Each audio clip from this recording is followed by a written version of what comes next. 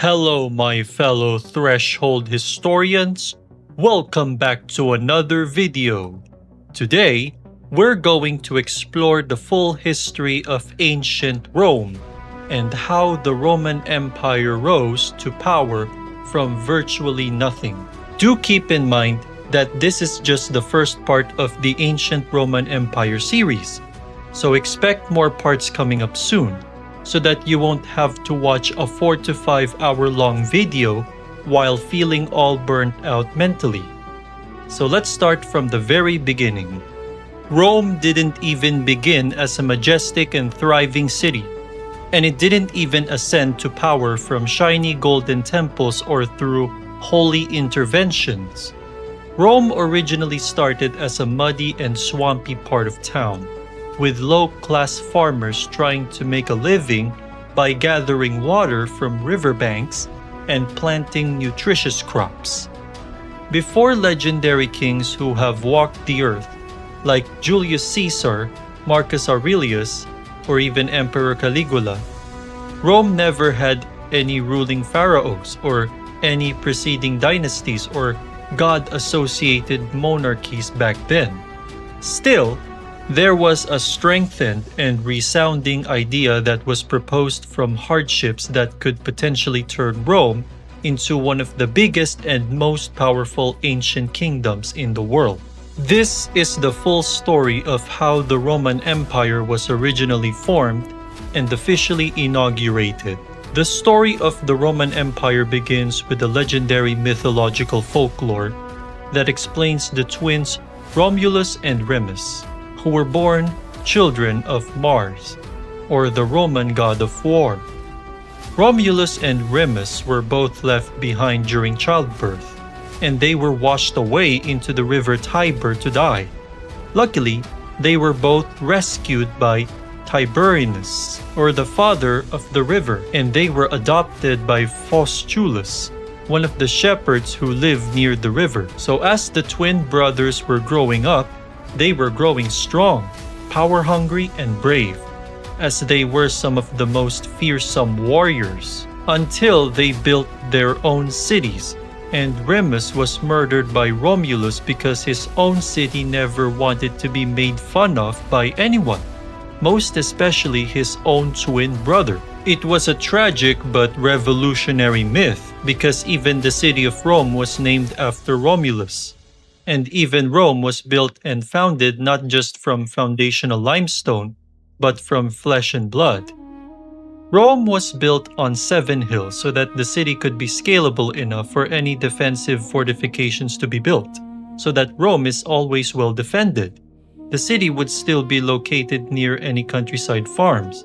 So while the whole nation of Italy became a stronghold of nature, with mountainous terrain everywhere, and the vast and spacious area that surrounds it, Rome turned into an officially governed and populous town in the Mediterranean world.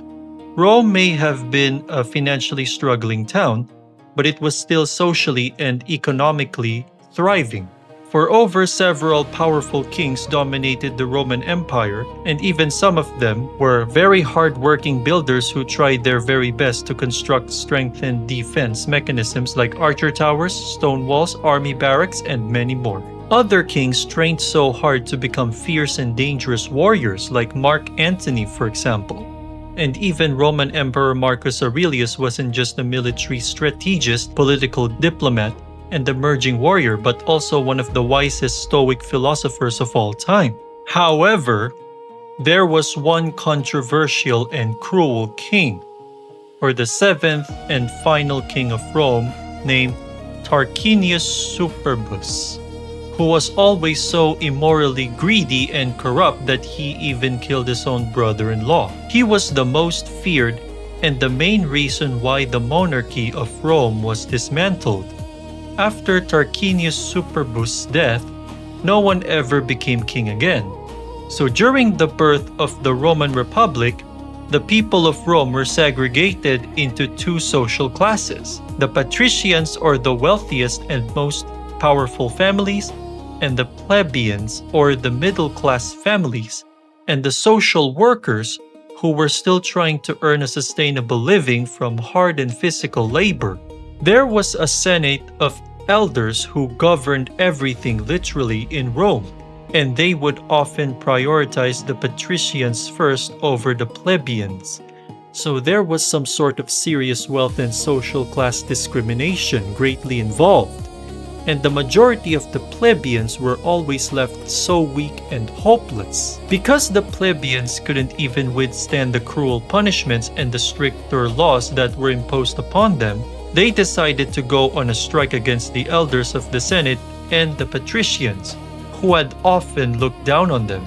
There was a broad list of new city laws and concessions to implement, like social equality amongst both the social classes of Rome, the 12 tables, which should always be vastly reinforced amongst all of the inhabitants of the town, and other important tribunes to express the security and safety of all the people of Rome. There were numerous significant and devastating wars from the Roman Empire, as they were definitely struggling so much to go up against the Latins, Etruscans, and the Samnites. Oftentimes, Rome starts to get involved in losing wars and multiple bloody casualties among its soldiers.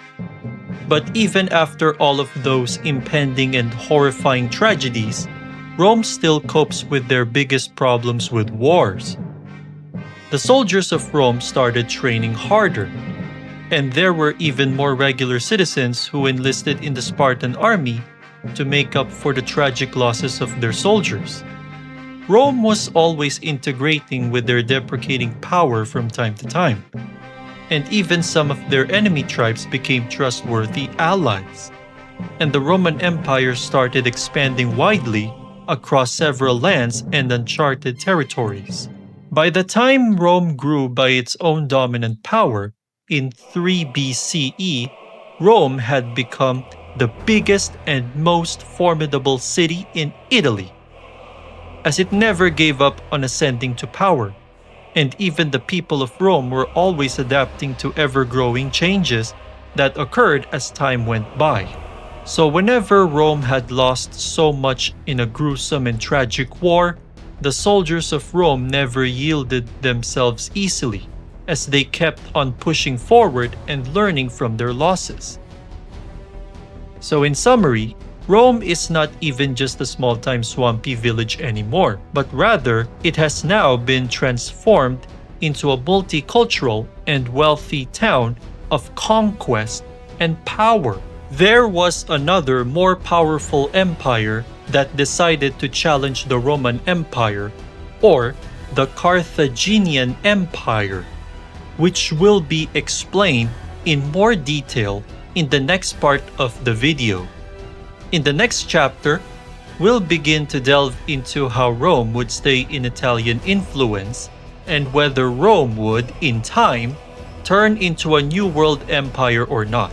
So, if you have learned so much from this video so far, then be sure to leave a heartwarming and supportive like, and subscribe to Threshold History if you would like to learn more about Roman history in the upcoming parts.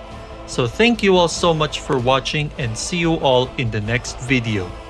Enjoy learning world history as always, and goodbye.